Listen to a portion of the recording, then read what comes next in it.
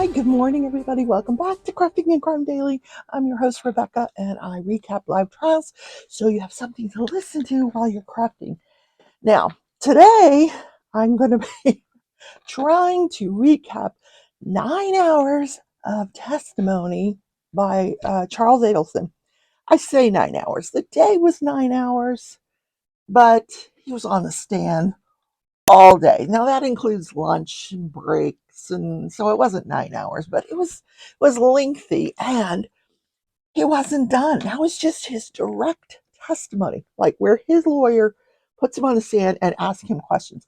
It doesn't include cross examination by the prosecutor, Georgia Kappelman. That will come today.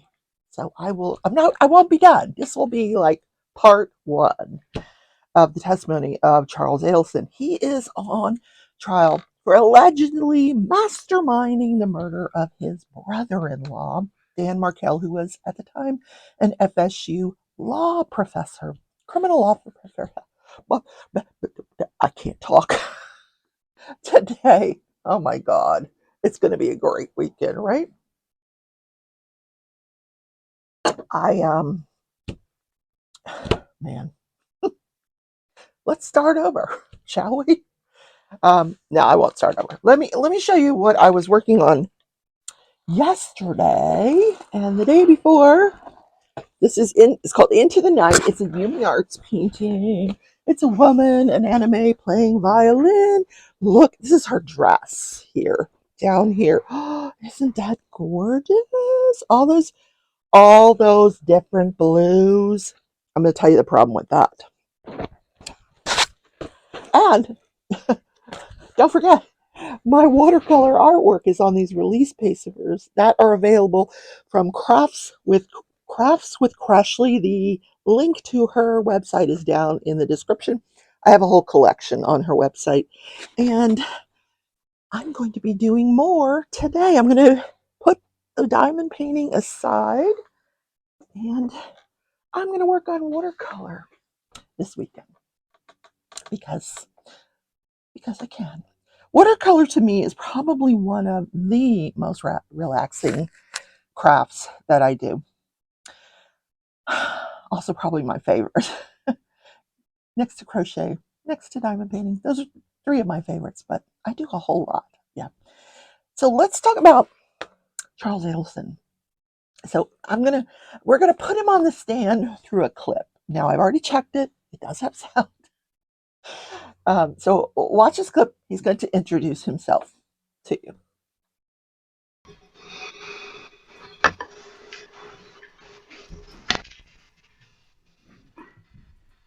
Please raise your right hand. Do you Did you put any letters in any diaper bags of Katie Magbanowa to have Professor Markell killed? No. Now, before we get there, let's spend some time on your background. How old are you? I'm 47 years old. Where were you raised? I was raised in Coral Springs, Florida. When were you arrested in this case? I was arrested April 21st. So that's Charles Adelson. Goes through his background. He talks about, his attorney walks him through his background. He grew up with an older brother, a younger sister, Wendy. I don't know what his older brother's name is. I used to know it, but I've forgotten. And he talks about how he went to dental school. Now, I didn't know this. So in order to be a dentist, you graduate from dental school. Kind of like medical school. When you're done with medical school, you're a doctor. When you're done with dental school, you're a dentist. Then you can go on and you can get a residency and you can specialize. That's the doctor part.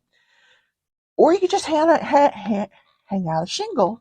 You're a doctor, which tells you, if you ever see that, that means they didn't get a residency somewhere. So they're just doctors.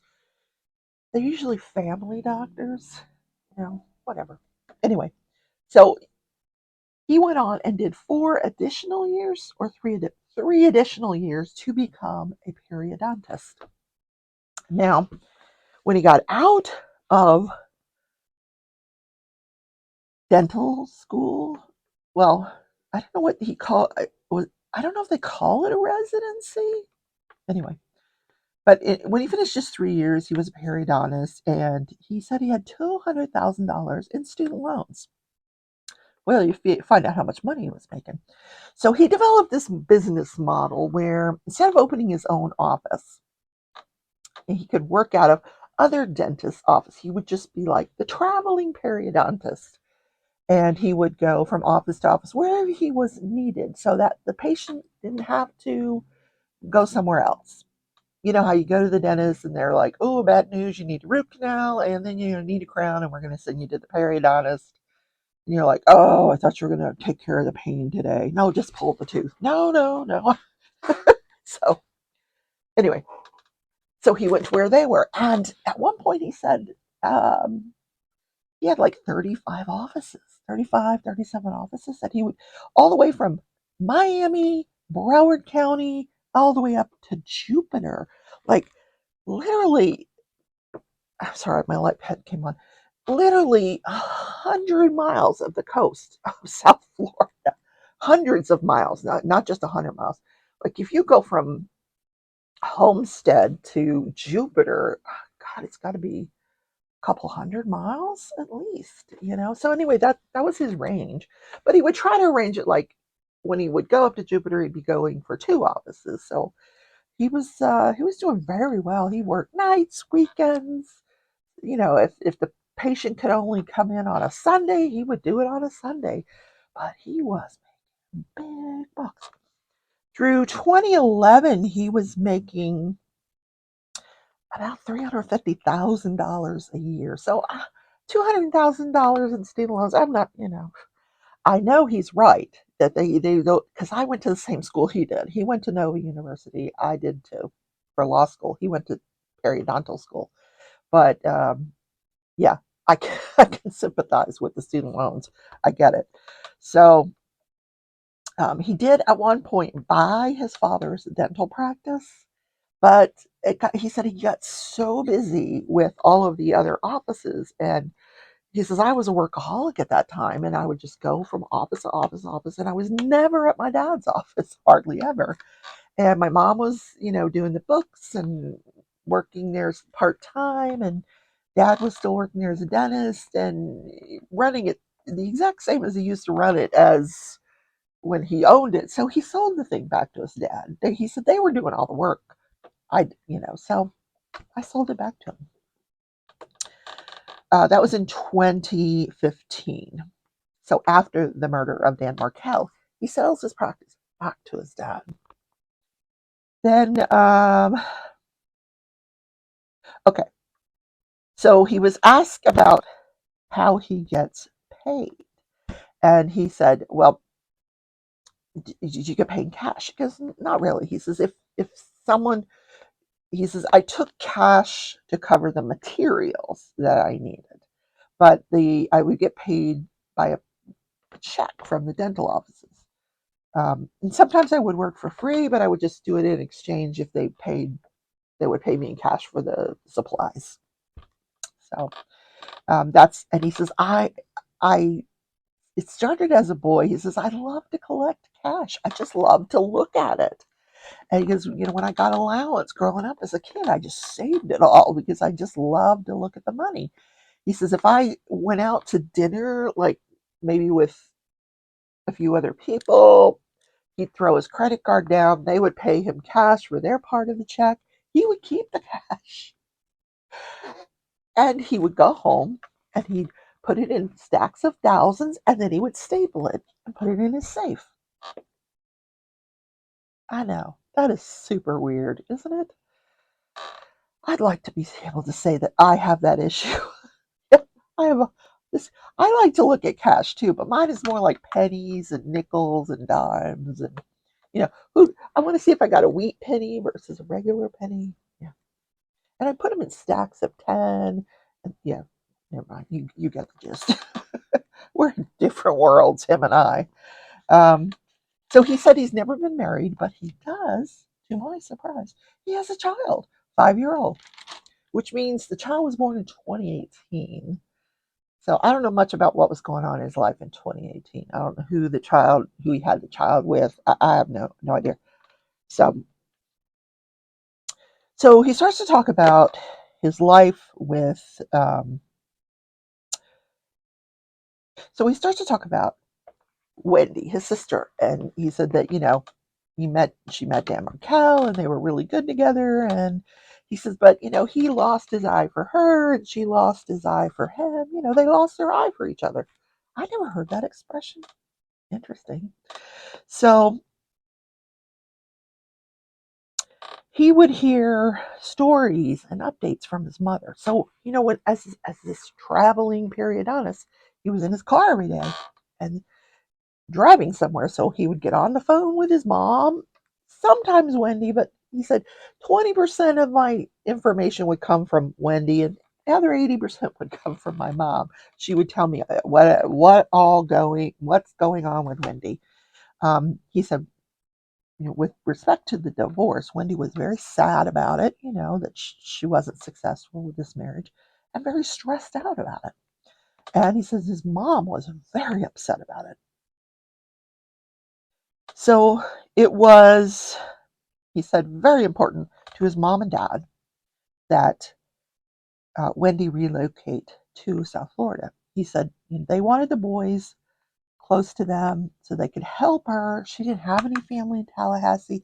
He said she loved living in Tallahassee. She had moved on with her life. She was dating, she was doing well.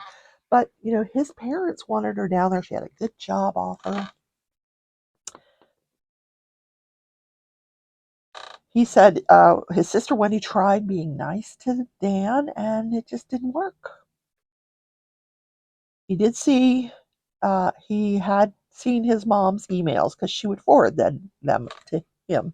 He saw the emails where she made all these different wacky suggestions about how to take care of Dan. And he knew about the $1 million offer. And he's apparently, mom and dad even went to a lawyer, Gary Cohen, to see if this was all above board to offer him $1 million to move to South Florida and commute to FSU. And then he made the comment, just like all the legislators do. That's true. I didn't think of that one until he said it. But yeah, I mean, there's legislators all over the state of Florida, obviously, and they fly to Tallahassee, in and out of Tallahassee to do their work. I got to tell you, though, it's still a pain in the butt to get to Tallahassee by plane. It is. Because there's like one or two that go in, one or two that go. It's not a big airport. So with respect to that $1 million offer, he said, I'll pay you a third. Then his lawyer says, you like to talk a lot, don't you? He goes, I didn't realize how much I like to talk until I started listening to all these tapes. Um, he said that he did talk to Catherine Magbanua about that $1 million offer. She knew about that. And then he was asked about the joke, the TV set joke, where he had told people that, including Wendy, that he bought her a divorce present, a television as a divorce present, because it was cheaper than hiring a hitman. And he says, no, I never looked into hiring a hitman. I did not. He says, though, I thought Dan Markel was being a jerk.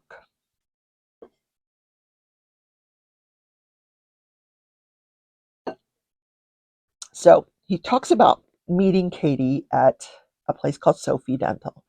This is another office. He says, this is one of my better offices. Got a lot of work out of this office. This is where his roommate at the time lived, worked.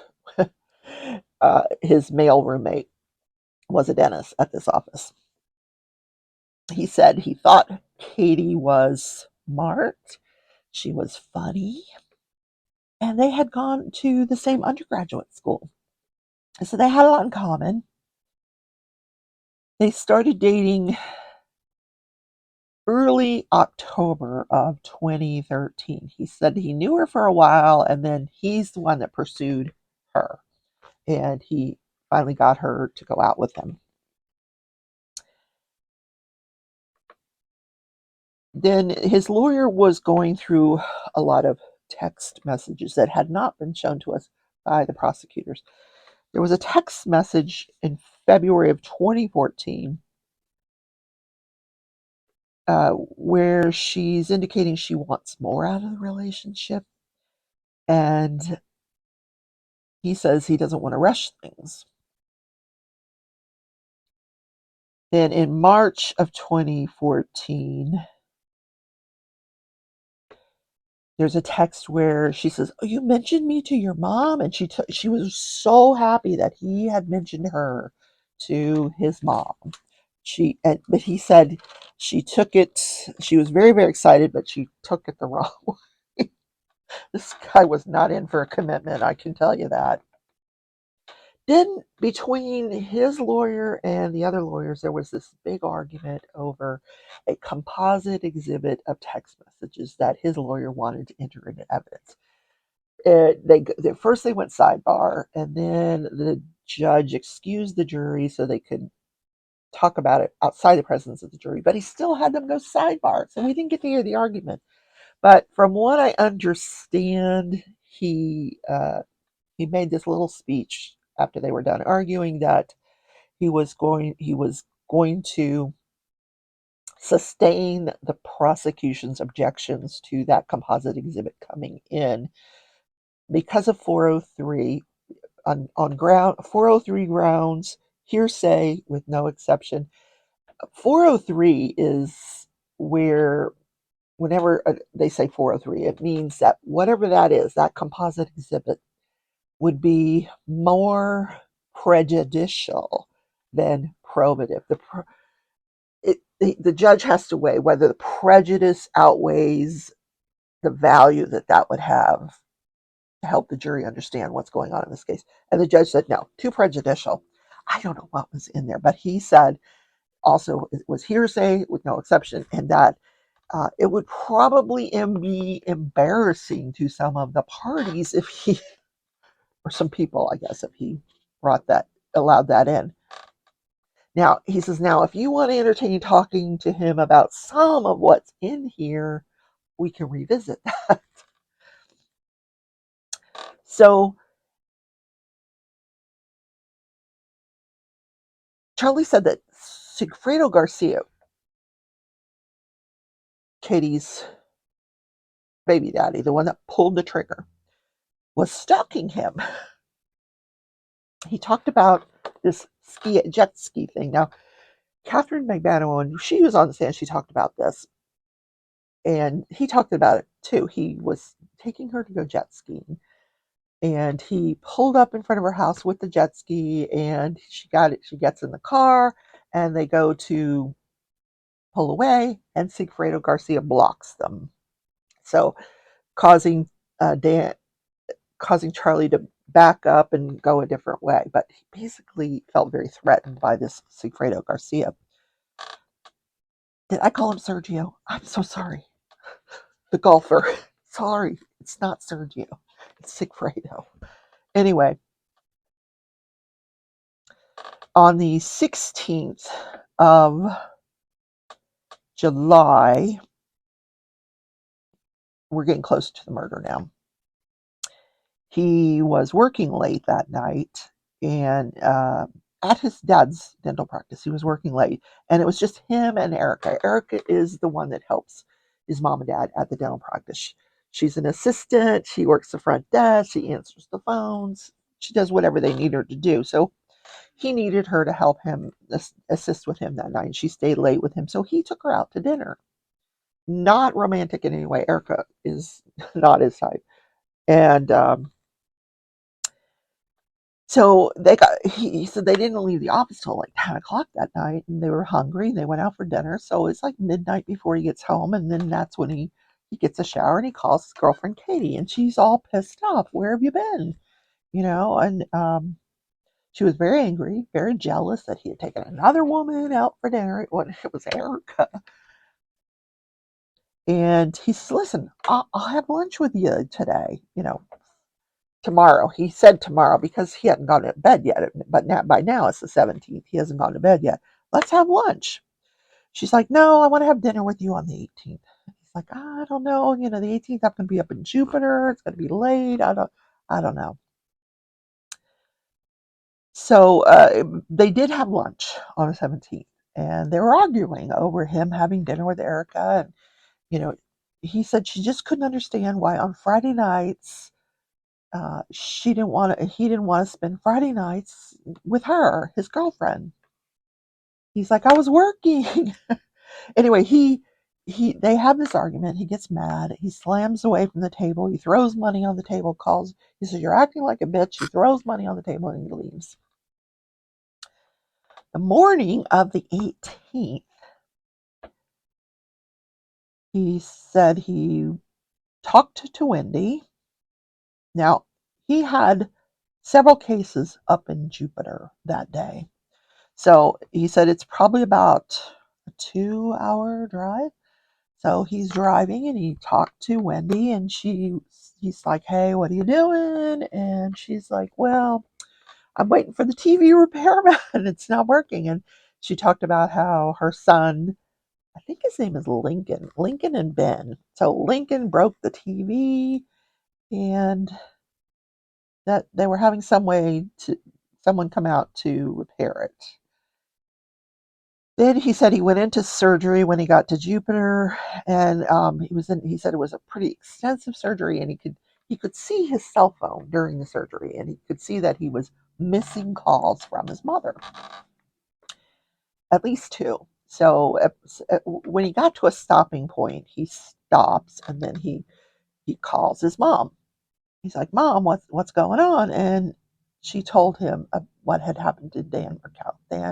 Danny's been shot, and he's like, is he okay? No, he's not going to make it. She says, your dad and we're getting in the car. We're going to drive up to Tallahassee. He's like, okay, but when you get near my house, call me if I'm home. Because he says he's like a stone's throw off the interstate. So he said, while you're driving, if you get up by me, call me. If I'm there, I'll come meet you. And they had planned to maybe stop in Orlando, make it a 2-day thing because driving from South Florida to Tallahassee is lengthy, very lengthy. So here is a clip. I want you to hear the rest of what he says happened on the 18th. To see where she was at. I think I talked to her after I got out of the shower, and she was going to be heading over to hang out with me.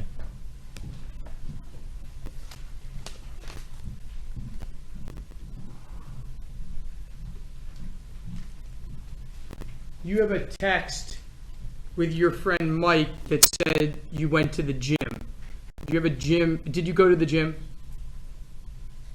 No. Okay. Do you know if you worked out in your house that night? I don't know if I've got some workout equipment in our house, so I may very well have, but I didn't go to the gym that night. Your friend Mike wanted to have dinner with you that night, right? Yeah. Now, when you get to the house, you said you called Katie after your shower. Why did you call her? To see if she was still planning on coming over and what time she was going to be there, because it was already 10:15. And did she come to your house that night? Yeah, she said she was going to be leaving shortly, and I think I even said either text me or call me when you're on your way. Did she actually come to your house that evening? Yes, she did. Okay. Around what time did she arrive? She got there about 11 o'clock. What happened when she arrived? When she arrived to my house, she came in through the garage, entered into the kitchen from the side door like she always does, and she just looked panicked and upset. I mean, she walked straight in and gives me this big, tight hug and asked me, are you okay? And I said, yeah, just a horrible day. But she looked more upset than I've ever seen her. I'm like, are you okay? She's like, no, I'm not. I'm like, what's wrong? She's She's like, just come sit down. I need to talk to you. Where did you go? We walked into the living room. And what happened when you got to the living room? We sat down on the couch, and she started to talk to me. And she said, listen, this is all my fault, but I had no idea anything was going to happen, but this is totally my fault. I spoke in too much detail about your family's personal problems, about your sister, Dan Markel, and the $1 million offer. What did you say? I'm like, what are you talking about? And she's like, my friend killed Dan, and he wants to be paid $250,000. How did you react? I was like, what did you just say? And she's like, my friend killed Dan, and he wants you to pay $250,000. What happened next? I stood up, and I started cursing it. And I'm like, what the fuck? Are you kidding me? And she's like, no. I'm like, who did this? Who's your friend that did this? And she's like, I don't want to say. I can't say. And I said, who was it? And she just kept saying, I'm not going to tell you. And I was like, was it Sigfredo? And she's like, no, I'm not telling you. And I just walked in my bedroom and sat down on the edge of my bed. What happened when you got in the bedroom? She came into the bedroom, followed after me. She sat down next to me. She started telling me, like, I'm so sorry. This is all my fault, but I didn't know any of this was going to happen. And I'm like, Katie, I'm not going to be part of this shit. Like, I'm not going to be part of paying for a murder. This is insane. And she's like, look, if you don't pay in 48 hours, they will kill you. And I said, Katie, I feel like I'm getting extorted now. How did she respond to that? She got really mad at me. She got angry. And she's like, look, I'm not extorting you. She's like, I got dragged into this the same way you got dragged into this. She's like, it's my fault for running my mouth the way I did, but I'm not extorting you. Like, I'm trying to help you. So she's like, she goes, what are you going to do? You're going to go to the police? She goes, you go to the police, they'll kill you. Did she tell you that they would just kill you, or they would also kill other people? She said, he'd come after you, he'd come after the family. Like, Charlie, you don't have a choice. Just pay the money. You said you had the cash. You said you were going to pay a third. Like, just do it. Like, I'm trying to help you out. What did you do then? I said, Katie, I don't have $250,000 in cash. And she's like, you said you did. And I was like, no, I cash is, and I can write a check for $250,000. I don't need to take out a loan. And she's like, well, you have a ton of money in your safe. And I said, Katie, I don't have that much in my safe. I do have a lot. And I said, come take a look. And I walked over to my safe. I opened it up. And I'm like, here, take a look. And I took it out in piles and put it on the dresser next to us. And I said, go ahead and count. I go, that's not $250,000. And did she count it? Yes, she did. How much money did she count? $138,000. So it wasn't $100,000, it was $138,000. Correct. What did she do with $138,000? She had a big purse. She put it in her purse. And she asked me, she goes, how can you get the rest? And I'm like, hey, that's all the cash I've saved up from forever. And she said, can you go to your parents and get it? And I was like, if I go to my parents, my dad will go to the cops in a second. Like, there's no way I'm going to be able to stop my dad from going to the police. Like, I could never say anything to him. What happened next? She asked me, she said, well, can you pay like $3,000 a month? And I said, yeah, I can do that. Now, at this point in time, did you have any idea that she was part of the extortion? No. She kept saying it was all her fault and that she didn't know any of this was going to happen. And she was upset. What did she do next? She took her purse, her keys, and her phone, and she's like, I'm going to go call my friend and see if this works for him, and I'm going to try to help you out. And she walked out of the house, and my bedroom was right next to the front door. She walked out of my bedroom outside of the front door and closed the door behind her. When she went out of the house, what did you do?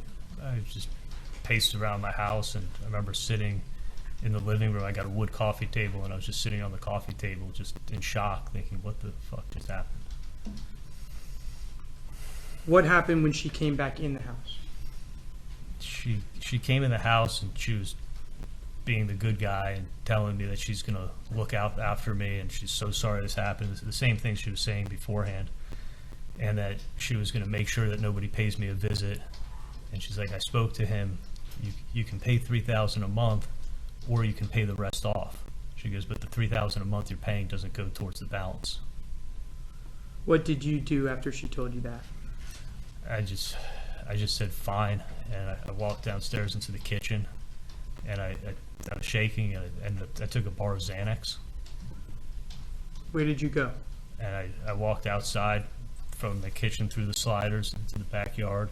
I closed the sliding glass door behind me. I think she got the picture. I wanted to be alone, and I just sat outside behind my house for a while. Now, when you came back into the house, what was she like? She was just apologizing and just telling me that her friend's crazy and she's so sorry, and she ran her mouth too much about. After all this goes down, he on July 30th, he said he was just freaked out for the rest of the month. Like he wouldn't leave his house. He was very upset about this whole thing. He installed 23 surveillance cameras, both at the dental practice where his father and mother worked, and his home. And he said he had surveillance already at his home, but it was old technology, and he wanted to upgrade it. Then he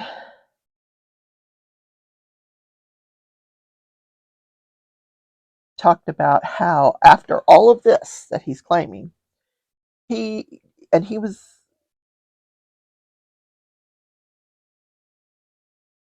said after a while he started to believe that she was not involved in the extortion. At first he was like, she's extorting me, and then after a while he started to believe she was not involved in it. He said he never saw her with anything, she didn't go out and buy anything fancy. She didn't, she wasn't throwing money around. So he really believed that someone else got that money, that it was this friend of hers. And he said that their relationship became stronger because he needed her for his safety.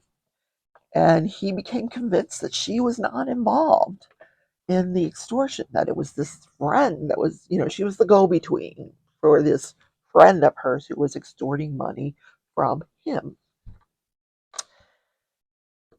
Now, by now, it's like 9 o'clock at night for me last night. And I'm like, when is this going to end? Then his lawyer says, okay, Judge, I know you don't want to hear these phone calls again, but we're going to go through these phone calls. I'm like, oh my God. Like, there was a lot of phone calls. I didn't go through all the phone calls. Lots of phone calls. So I'm like, oh, that's painful. So I fast forward it to the end of the day, and he's still on the stand with his lawyer. I'm like, oh my God. And the judge is like, are you going to go into another subject, or should we end for the day and come back tomorrow? And he's like, oh, okay, well, I can continue this tomorrow. So today starts out with the continued direct examination of Charles Adelson, and then we will get to the cross exam. I'm so glad I didn't go live with this, because good Lord, you guys would not have appreciated it, because it was long, long, long, long, lots of testimony. At some points, he looks like he's tearing up, like he's getting very emotional. It all looked very forced to me, I guess is what I want to say. It didn't look genuine. The emotions that he was showing wasn't really matching what he was saying. It just didn't feel right. And during some of those clips, especially there's one here. I'll just show you this one clip. This is his attorney starting to go into some area, and if you look right behind him, you'll see a woman with blonde hair. You can see her roots, and I think she has a yellow scarf on. That is Dan Markel, the FSU law professor, the victim's mom.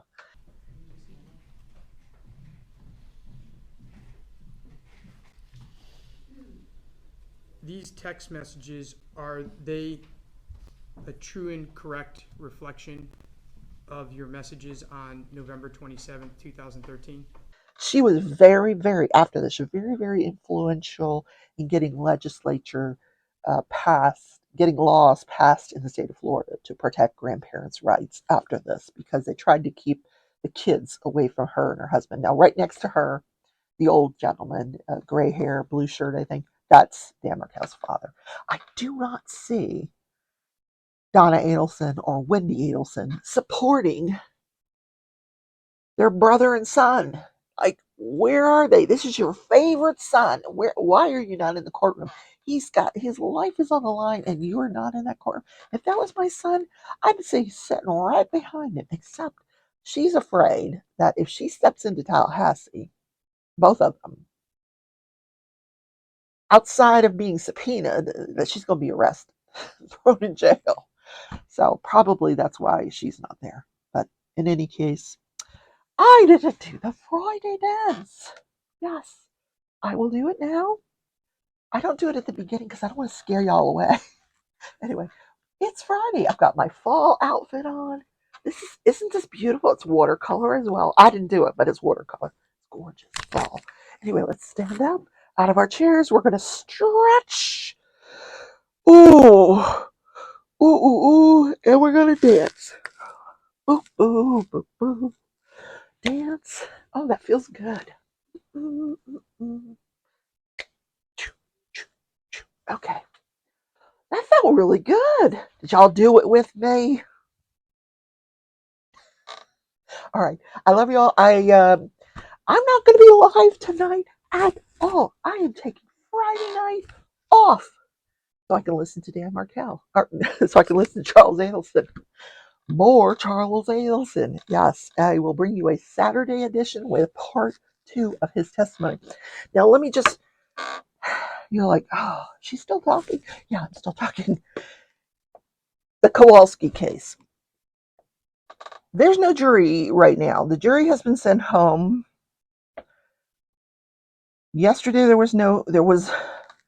was court via Zoom where they were going over some evidence and jury instructions and things like that. They're going to be doing that again today too. Just trying to work out the jury instructions, trying to work out. There's a huge issue with joint commission surveys.